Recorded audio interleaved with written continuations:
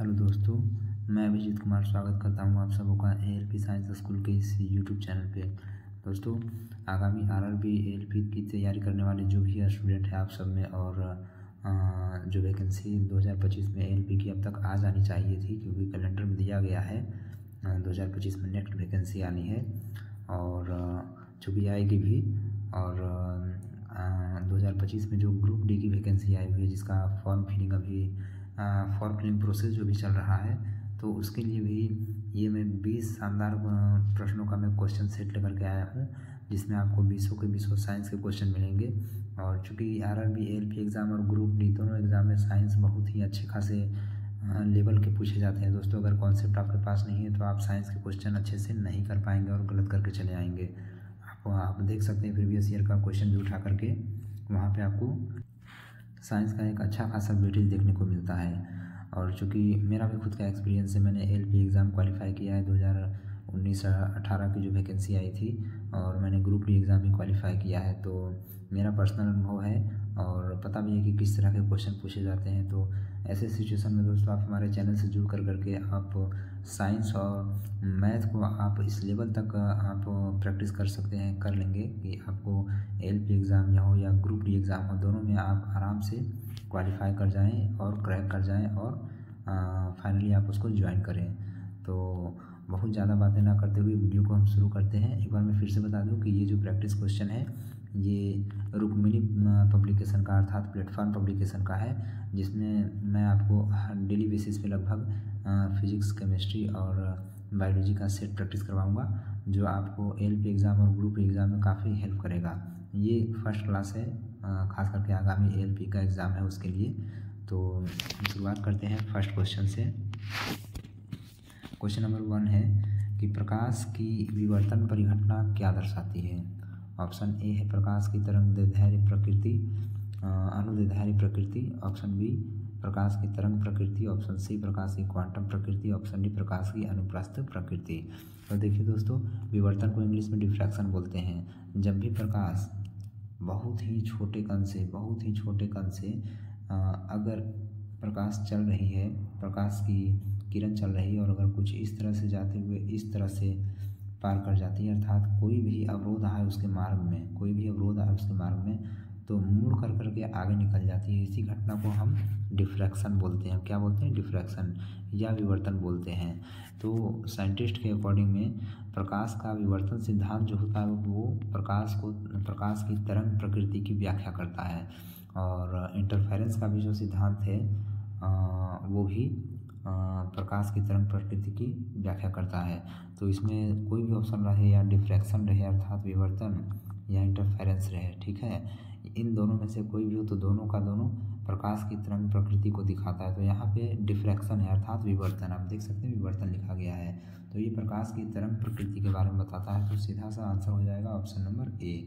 अगर आपने option number A लगाया था तो ऑप्शन नंबर बी हो जाएगा। ऑप्शन नंबर बी सही होगा दोस्तों। अगर आपने ऑप्शन नंबर बी लगाया तो आप प्लीज़ हमें कमेंट में करके बताएं या लिखें। नेक्स्ट क्वेश्चन पे चलते हैं। क्वेश्चन नंबर 2, जब एक प्रकाश तरंग का आंतरिक सतह पर हवा से कांच में परावर्तन होता है तो परावर्तित तरंग की कला में परिवर्तन होता है। दोस्तों, ये कुछ इस तरह का क्वेश्चन है कि मान लीजिए ये कांच है, ठीक है, ये कांच है, ठीक है, और ये हवा है। ये क्या है? हवा है। ये इस तरह से प्रकाश आ रही है, ठीक है। तो जब भी हवा से प्रकाश इस कांच पे पड़ेगी, तो कांच जो है, इसमें से कांच से कुछ न कुछ प्रकाश जो है वो अपवर्तन करेगा। क्या करेगा? अपवर्तन, अर्थात ये जाने के बाद, कांच में जाने के बाद थोड़ा सा अपने अभिलंब की ओर मुड़ेगा, ठीक है, और कुछ जो प्रकाश है वो परावर्तित होगी, ठीक है, कुछ प्रकाश किरण परावर्तित होगी। अर्थात हम कह सकते हैं, आप यहाँ पे मैं ये भी बता दूं कि कोई भी सतह पूरी तरह से प्रकाश का परावर्तक नहीं हो सकता है, कोई भी सतह पूरी तरह से प्रकाश का अपवर्तक भी नहीं हो सकता है और ना ही प्रकाश का पूरी तरह से अवशोषक ही हो सकता है। अर्थात तीनों का तीनों घटना कुछ न कुछ होता है और डिपेंड करता है कि सतह कैसा है, उस अनुसार से या तो परावर्तन ज़्यादा होगा या अपवर्तन ज़्यादा होगा। यहाँ पे चूँकि क्वेश्चन में बोल दिया है कि कांच में परावर्तन होता है, ठीक है, यह आपको मान के चलना पड़ेगा कि हवा से प्रकाश इस कांच पे पड़ रही थी, इसका परावर्तन हो रहा है। दोस्तों मैं आपको एक बात बता दूं कि सॉरी, जब भी प्रकाश का परावर्तन होता है तो प्रकाश के परावर्तन में प्रकाश का जो फेज चेंज होता है, जिसको हम बोलते हैं हिंदी में कला, क्या बोलते हैं, कला बोलते हैं या फेज इंग्लिश में बोलते हैं। फेज चेंज ये पाई डिग्री से हो जाता है, कितने पाई रेडियन से हो जाता है, कितने रेडियन से हो जाता है, पाई रेडियन से हो जाता है। अर्थात 180 डिग्री का फेज चेंज देखने को मिलता है। अर्थात हम ये बोल सकते हैं कि जब भी प्रकाश का परावर्तन होता है किसी सतह से तो प्रकाश के कला में जो चेंज आता है, परिवर्तन आता है, वो 180 डिग्री का होता है। कैसा होता है, 180 डिग्री का। मैं आपको इस तरह से इसे बता सकता हूँ कि अगर प्रकाश कुछ इस तरह से जा रही है, ठीक है, तो परावर्तन के बाद ये कुछ इस तरह से जाती हुई दिखेगी। इसी को बोलते हैं 180 डिग्री फेज चेंज दोस्तों, ठीक है। यही 180 डिग्री का कला में परिवर्तन। तो इसका ऑप्शन जो हो जाएगा, सही आंसर होगा वो ऑप्शन सी हो जाएगा, पाई। अगर आपने इसे सही किया तो प्लीज़ कमेंट के माध्यम से हमें लिखें। नेक्स्ट क्वेश्चन है दोस्तों थर्ड, किसी माध्यम में एक कण 2.5 सेकंड में 40 कंपन पूर्ण करता है तो तरंग की आवृत्ति क्या होगी। देख सकते हैं आप, आवृत्ति का दोस्तों सीधा सीधा सा एक डिफिनीशन होता है कि कोई भी वस्तु 1 सेकंड में जितना दोलन करता है, जितना नंबर ऑफ ऑक्सीलेशन करता है या जितने दोलनों की संख्या को पूर्ण करता है 1 सेकंड में, उसी को उसका हम आवृत्ति बोल देते हैं। यहाँ पे 2.5 सेकंड में 40 कंपन पूरा कर रहा है वस्तु, तो हम 1 सेकंड में लिखेंगे चूँकि 2.5 सेकंड में 40 कंपन ये पूरा कर रहा है। 1 सेकंड में कितना कंपन, ये कितना दोलन पूरा करेगा, तो 40/2.5 इंटू ये दशमलव हो जाएगा, तो यहाँ पे 10 आएगा। ये काटने के बाद आपको 16 मिलेगा। कितना मिलेगा, 16 मिलेगा, 16। अर्थात इसकी आवृत्ति जो हो जाएगी वो 16 हो जाएगी। आवृत्ति का एक और जो परिभाषा होता है वो 1/टाइम पीरियड होता है, ठीक है, जिसको 1/t बोलते हैं। और टाइम पीरियड जो होता है, आवर्तकाल होता है, वो फ्रीक्वेंसी अर्थात आवृत्ति का इन्वर्स होता है, उल्टा होता है। ये नोट करने वाली डेफिनेशन है दोस्तों, और ये डायरेक्ट क्वेश्चंस में एग्ज़ाम में पूछे जाते हैं, चाहे वो रेलवे का एग्ज़ाम हो या फिर ग्रुप डी का एग्ज़ाम, रेलवे ग्रुप डी का एग्ज़ाम हो, एलपी का एग्ज़ाम हो या जेई का हो, एनटीपीसी का हो या बिहार पुलिस का ही हो क्यों ना हो, या फिर कोई भी टीचिंग एग्ज़ाम के ना हो, हर जगह ये क्वेश्चन खूब भर के पूछा जाता है। तो इस तरह से इसका जो आंसर हो जाएगा दोस्तों, ये ऑप्शन नंबर डी होगा। अगर आपने लगाया है तो आप इसे कमेंट के माध्यम से हमें बता सकते हैं। नेक्स्ट क्वेश्चन है दोस्तों, क्वेश्चन नंबर 4 पे आएंगे हम। क्वेश्चन नंबर 4 में ये बोला जाता है कि 10 ओम के 2 समान प्रतिरोधक समांतर रूप से जुड़े हुए हैं। यह संयोजन 10 ओम के तीसरे प्रतिरोधक से जुड़ा है। संयोजन का समकक्ष प्रतिरोध खाली स्थान के बराबर होगा। ये सिचुएशन कुछ ऐसा दिया हुआ है दोस्तों कि 10 ओम का 2 प्रतिरोध है, ये समांतर क्रम में है, और ये जो इस तरह का श्रृंखला है, ये एक श्रेणी क्रम में जोड़ा गया है इस तरह से, और ये भी 10 ओम का प्रतिरोध ही है। तो बताना है कि इक्विवेलेंट रेसिस्टेंस अर्थात कुल प्रतिरोध क्या होगा। तो ये चूँकि समांतर क्रम है, और समांतर क्रम में हम जानते हैं कि प्रतिरोध का जो समतुल्य प्रतिरोध का फॉर्मूला होता है वो कुछ इस तरह से होता है, 1/10 + 1/10। ये आ जाएगा दोस्तों आपका 5 आ जाएगा, ठीक है। अब ये 5 ओम इस 10 ओम के साथ श्रृंखला में हो जाएगा, अर्थात ये 5 ओम जो है ये इस 10 ओम के साथ श्रेणी क्रम में आ जाएगा। तो कुल जो प्रतिरोध हो जाएगा वो 10 + 5 अर्थात ये 15 ओम हो जाएगा। तो इसका सही जो आंसर होगा वो ऑप्शन नंबर सी होगा, ठीक है दोस्तों। बढ़ते हैं नेक्स्ट क्वेश्चन की तरफ। नेक्स्ट क्वेश्चन है, 1 ग्राम पदार्थ का तापमान 1 डिग्री सेंटीग्रेड से बढ़ाने के लिए आवश्यक ऊष्मा की मात्रा को हम क्या कहते हैं। देख सकते हैं क्वेश्चन नंबर 5 में कि 1 ग्राम वाले पदार्थ का तापमान 1 डिग्री सेंटीग्रेड से बढ़ाने के लिए आवश्यक ऊष्मा की मात्रा को क्या कहते हैं। दोस्तों कोई भी वस्तु, किसी भी वस्तु के 1 ग्राम 1 ग्राम द्रव्यमान का तापमान 1 डिग्री सेंटीग्रेड से बढ़ाने के लिए जो हमें ऊष्मा चाहिए उसको हम विशिष्ट ऊष्मा बोलते हैं। क्या बोलते हैं हम? विशिष्ट ऊष्मा बोलते हैं। इसका फॉर्मूला जो होता है वो होता है Q बराबर विशिष्ट ऊष्मा, जहाँ ये Q जो है वो विशिष्ट ऊष्मा है, MS डेल्टा T। यहाँ पे ये वस्तु का द्रव्यमान है दोस्तों, और ये विशिष्ट ऊष्मा है दोस्तों, ठीक है। और ये डेल्टा T जो है वो तापमान में परिवर्तन है, ठीक है। तो इसको इस फॉर्मूला से हम दिखाते हैं। यहाँ पे अगर S निकालेंगे, ये विशिष्ट ऊष्मा जो होता है किसी भी पदार्थ का, ये Q by M delta T हो जाएगा, और इसका जो SI यूनिट है वो हो जाएगा जूल पर केजी पर डिग्री सेंटीग्रेड, या फिर जूल पर ग्राम पर केल्विन या पर डिग्री सेंटीग्रेड भी होता है दोस्तों।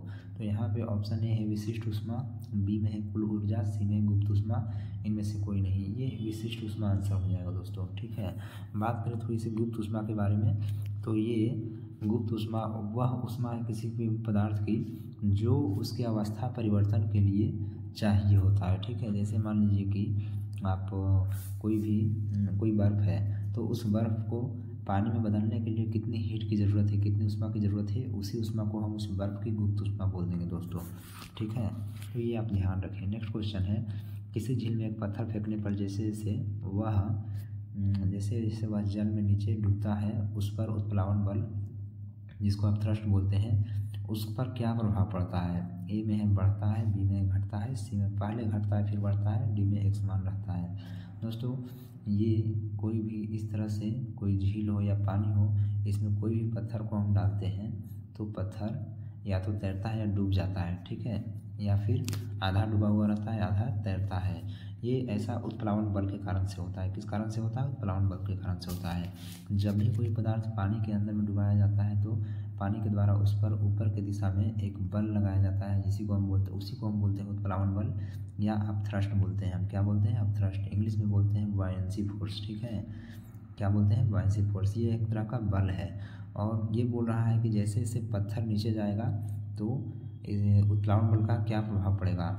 यहाँ पे मैं बता दूँ दोस्तों कि उत्प्लावन बल का फार्मूला होता है F बॉयंसी लिखते हैं, ये होता है ρ/v/g, ठीक है। जहाँ पे रॉ जो है ये डेंसिटी ऑफ वाटर है, अर्थात जल का घनत्व है, ठीक है। ये भी जो है ये बेसिकली उस पानी का मीन्स द आयतन है, उस पानी का वॉल्यूम है जो उस वस्तु के द्वारा विस्थापित किया गया है, ठीक है।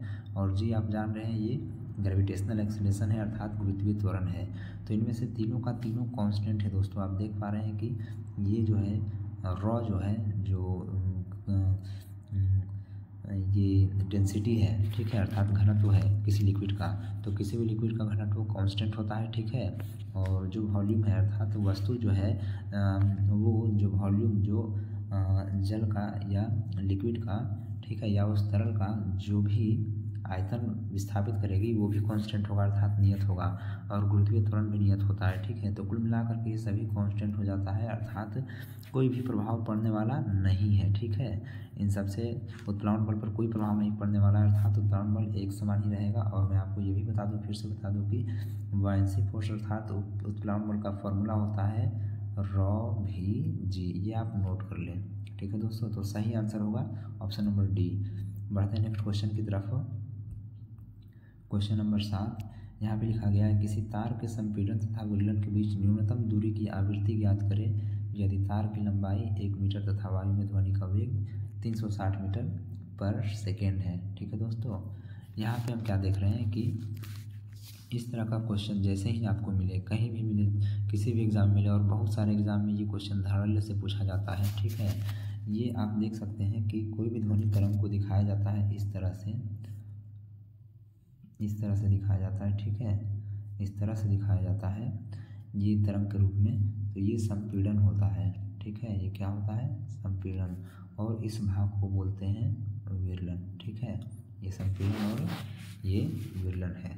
तो यहाँ पे इसका फॉर्मूला है दोस्तों, ठीक है, क्या होता है? फॉर्मूला होता है और थोड़ा सा दिखाते हैं हम इस तरह से। तो संपीड़न और विलयन ये कुछ इस तरह से दिखा देता है ध्वनि का। ये संपीड़न हो गया, ठीक है, और ये पोर्शन विलयन है, ठीक है। संपीड़न में हम जो भी बात बोलते हैं, कोई भी साउंड वेव होता है, ध्वनि वेग, ध्वनि का जो ध्वनि तरंग होता है, तो वो जब भी किसी माध्यम में चलती है तो माध्यम में एक समय पे जहाँ पे संपीड़न होता है वहाँ पे माध्यम के कण काफ़ी पास आ जाते हैं, अर्थात माध्यम का घनत्व बढ़ जाता है, ठीक है दोस्तों, और प्रेशर बढ़ जाता है, उस समय पे दबाव भी बढ़ जाता है। और जब विलयन की स्थिति होती है तो वहाँ पे दबाव कम जाता है और डेंसिटी भी कम जाता है, ठीक है।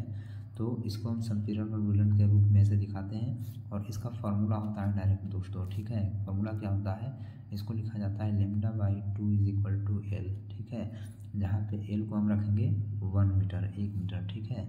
और ये हमें पता करना है दोस्तों, ठीक है। लेमडा यहाँ से आ जाएगा 2 मीटर, ठीक है, लेमडा क्या आ गया, 2 मीटर आ गया, ठीक है। अब एक फार्मूला होता है v = n लेमडा, ठीक है। यहाँ पे वेलोसिटी दिया गया है, अर्थात वेग दिया गया ध्वनि का 360 मीटर पर सेकेंड, बराबर करेंगे हम n इंटू लेमडा। लेमडा कितना आया, 2, ये हम काटेंगे 180 अर्थात 180 डिग्री, 180 आएगा। तो यहाँ से मेरा फ्रीक्वेंसी जो हो जाएगा, अर्थात आवृत्ति जो हो जाएगा वो 180 हर्ट्ज हो जाएगा या सेकेंड इन्वर्स हो जाएगा, ठीक है। तो यहाँ पे जो ऑप्शन हो जाएगा दोस्तों, आप देख सकते हैं ऑप्शन नंबर बी, ये हमारा राइट आंसर होगा। बढ़ते हैं नेक्स्ट क्वेश्चन की तरफ में। नेक्स्ट क्वेश्चन है, निम्नलिखित में से किस एक का जड़त्व अधिकतम है। आप याद रखें कि जड़त्व जो होता है, जड़त्व वो समानुपाती होता है द्रव्यमान के, ठीक है। जड़त्व किसके समानुपाती होता है, inertia directly proportional to m होता है, ठीक है। जड़त्व को I लिखते हैं और द्रव्यमान को m से। तो जिस वस्तु का ज़्यादा द्रव्यमान, जितना ज़्यादा द्रव्यमान उतना ज़्यादा उसका जड़त्व होगा, ठीक है। और जड़त्व से मतलब है कोई भी वस्तु अपने स्थिति में परिवर्तन का जो विरोध करता है उसी को हम उसके जड़त्व से मापते हैं दोस्तों, ठीक है। तो जो जितना भारी होगा, जितना ज़्यादा किसी का मास होगा किसी वस्तु का, वो उतना ज़्यादा अपने स्टेट में, स्थिति में परिवर्तन का विरोध करेगा। तो यहाँ पे सबसे भारी जो हम देख रहे हैं वो क्रिकेट गेंद होगा, अणु, परमाणु और सिक्के के रिस्पेक्ट में, तो इसका जड़त्व सबसे अधिकतम होगा, यही आंसर होगा सही दोस्तों। बढ़ते हैं नेक्स्ट क्वेश्चन की तरफ। एक गेंद धरातल से 25.2 मीटर पर सेकंड के वेग से सीधे ऊपर की तरफ फेंकी जाती है। गेंद अपनी यात्रा के उच्चतम बिंदु पर कितने समय में पहुंचेगी, ठीक है। ये दोस्तों मान लीजिए कि एक तरह से ये एक गेंद है, ये गेंद है, इसको फेंका गया ऊपर की तरफ, तो यहाँ से फिर यहाँ आया, नीचे वापस आया, ये महत्तम ऊंचाई है, ठीक है। ये क्या है, महत्तम ऊंचाई है। तो यहाँ पे जाने में कितना समय लगा, मैं आपको बता दूँ दोस्तों कि जब किसी भी वस्तु को ऊपर की ओर फेंका जाता है तो कुछ ना कुछ उसके पास प्रारंभिक वेग होता है, ठीक है। और प्रारंभिक वेग यहाँ पे u जो है वो कितना हो जाएगा, 25.2 मीटर पर सेकेंड। और जैसे ही गेंद ऊपर जाएगी सबसे ऊपर हाईएस्ट पॉइंट पे, तो वहाँ पे इसका जो v है एक समय के लिए 0 हो जाएगा, ठीक है। 0 जब हो जाएगा तो हम आराम से गति का जो पहला इक्वेशन है v = u + at हम लगा सकते हैं। यहाँ v 0 हो जाएगा, u जो है वो 25.2 मीटर है और a चूँकि गुरुत्वीय त्वरण है तो -gt हो जाएगा, क्योंकि हम वस्तु को ऊपर फेंक रहे हैं, त्वरण नीचे लग रहा है, तो a क्या हो जाएगा, g हो जाएगा, माइनस हो जाएगा 9.8 मीटर पर सेकेंड स्क्वायर। और यहाँ पे टाइम, यहाँ से हम टाइम को निकालेंगे कुछ इस तरह से u/g करके, और ये आ जाएगा दोस्तों 25.2/9.8 और ये आपको निकल के आ जाएगा 2.57 सेकेंड, ठीक है। 2.57 सेकेंड, ये ऑप्शन नंबर सी में है, तो मेरा सही आंसर ऑप्शन नंबर ये सी हो जाएगा। बढ़ते नेक्स्ट क्वेश्चन की तरफ। क्वेश्चन नंबर 10, निम्नलिखित में से कौन सा कथन किसी वस्तु के द्रव्यमान के लिए सत्य है। ए, यह अलग अलग स्थानों पर भिन्न होता है। मैं आपको बता दूं कि द्रव्यमान कभी भी किसी वस्तु का अलग अलग स्थान पर भिन्न नहीं होता, ये सेम होता है, ठीक है। यह स्थिर रहता है, ये बहुत ज़्यादा सोचने की बात नहीं दोस्तों, ये हमेशा द्रव्यमान किसी वस्तु का स्थिर रहता है, इसलिए आंसर मेरा यही हो जाएगा, ठीक है। बढ़ते हैं नेक्स्ट क्वेश्चन की तरफ।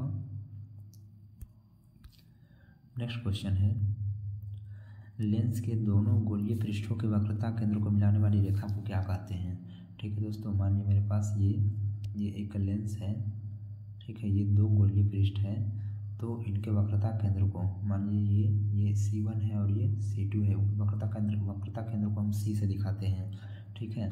तो ये C1 और C2 को मिलाने वाली रेखा को हम प्रधान अक्ष बोलते हैं, मुख्य अक्ष बोलते हैं। क्या बोलते हैं हम? मुख्य अक्ष बोलते हैं, ठीक है। तो यहाँ पे ऑप्शन नंबर बी सही आंसर हो जाएगा दोस्तों, मुख्य अक्ष। अगर आपको आ रहा था तो आप हमें कमेंट में जवाब दें। नेक्स्ट क्वेश्चन है दोस्तों, क्वेश्चन नंबर 12।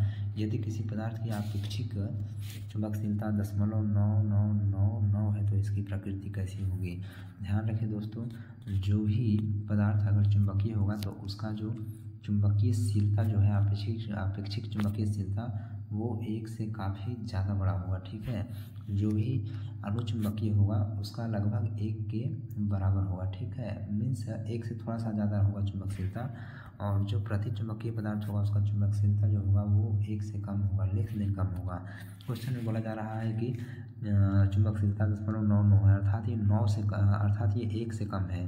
तो ये कैसा पदार्थ हो जाना चाहिए? ये प्रतिचुंबकीय हो जाएगा, ठीक है। कैसा? प्रतिचुंबकीय। बढ़ते हैं नेक्स्ट क्वेश्चन की तरफ में।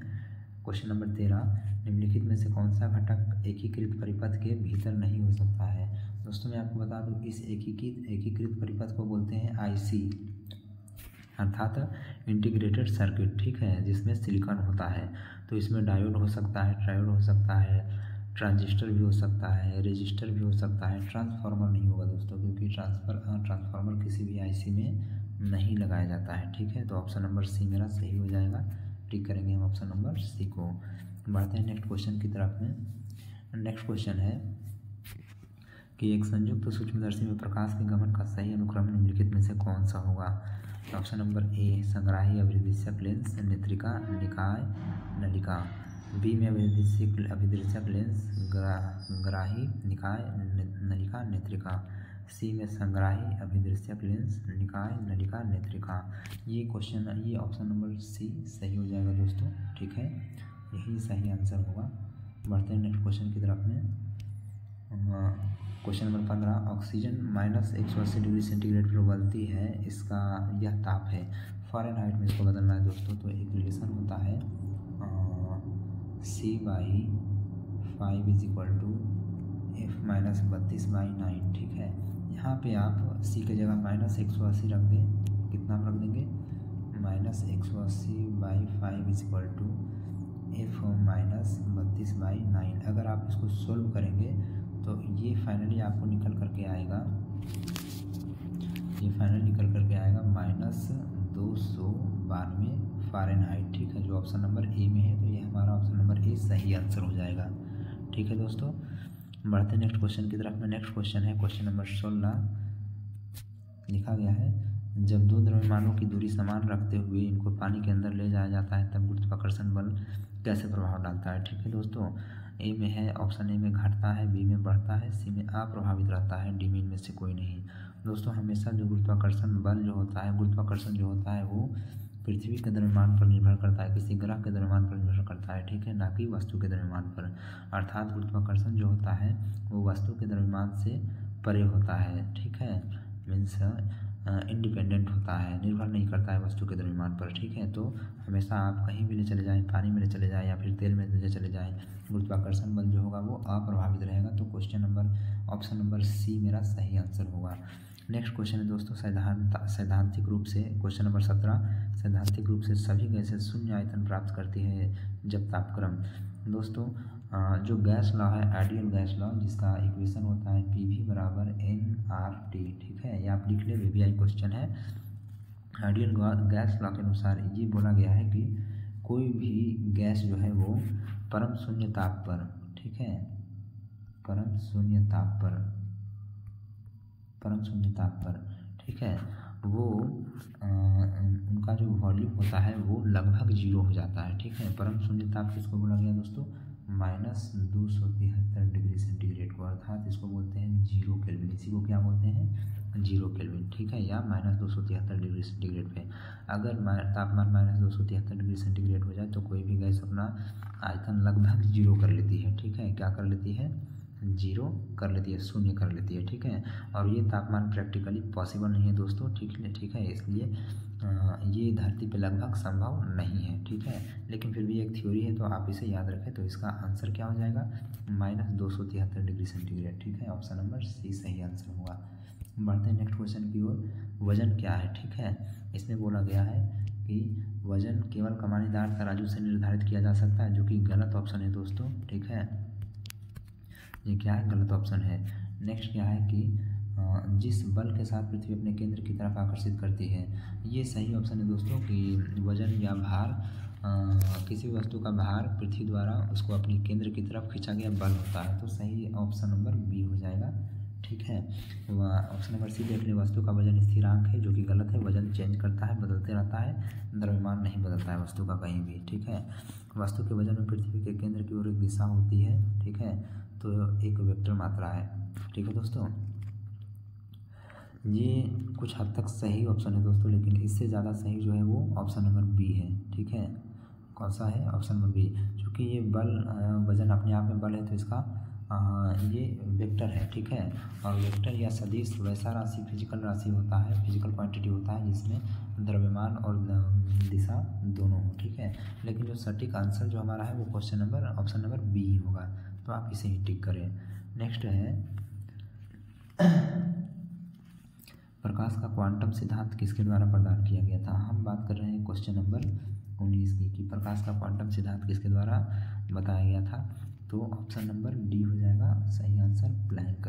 प्लैंक ही साइंटिस्ट थे दोस्तों, ये बात बताए थे कि प्रकाश जो है वो तरंग की भांति व्यवहार करता है। प्रकाश में हालांकि दोनों व्यवहार है, प्रकाश कण की तरह भी व्यवहार करता है और तरंग की तरह भी व्यवहार करता है। तो तरंग की तरह व्यवहार करता था। ये क्वांटम सिद्धांत जो दिया गया था क्वांटम लेवल पे, क्वांटम लेवल मीन्स जहाँ पे हम चीज़ों को बहुत ही छोटे छोटे लेवल पे डील करते हैं, अध्ययन करते हैं, अर्थात जिनको हम खुली आंखों से देख नहीं सकते हैं वैसे कणों को, वहाँ पे हम क्वांटम बोलते हैं, ठीक है। तो इसका सिद्धांत मैक्स प्लैंक नाम के साइंटिस्ट ने दिया था। तो ऑप्शन नंबर डी सही होगा, यही मेरा आंसर होगा। नेक्स्ट क्वेश्चन है क्वेश्चन नंबर 20। यदि एक कण द्वारा तय की गई दूरी समय के वर्ग के समानुपाती है तो कण गति करता है। तो ऑप्शन नंबर ए एक समान त्वरण से, बी एक समान वेग से, सी बढ़ते हुए त्वरण से, डी घटते हुए त्वरण से। दोस्तों यहाँ पे बोला गया है कि किसी भी वस्तु का द्वारा तय किया गया दूरी एस जो है ये समानुपाती है टी स्क्वायर के, ठीक है। ये अगर हम देखें तो हम देखते हैं कि ये गति का दूसरा समीकरण है, एस बराबर U T plus half A T square, और या एस बराबर हाफ ए टी स्क्वायर जब u 0 हो। तो हम देख रहे हैं कि समय के वर्ग के समानुपाती है तय की गई दूरी, तो वस्तु के पास एक नियत त्वरण होगा। क्या होगा, नियत त्वरण होगा, ठीक है। तो हमारा ऑप्शन जो हो जाएगा वो ऑप्शन नंबर ए हो जाएगा, ठीक है दोस्तों।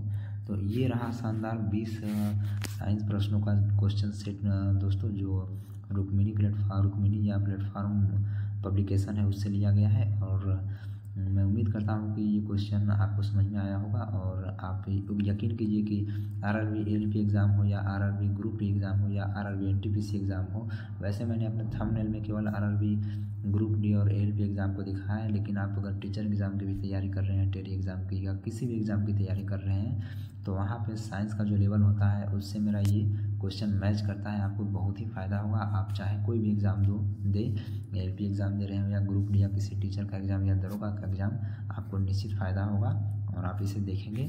तो फिलहाल के लिए दोस्तों बाय, मिलते हैं नेक्स्ट वीडियो में, धन्यवाद।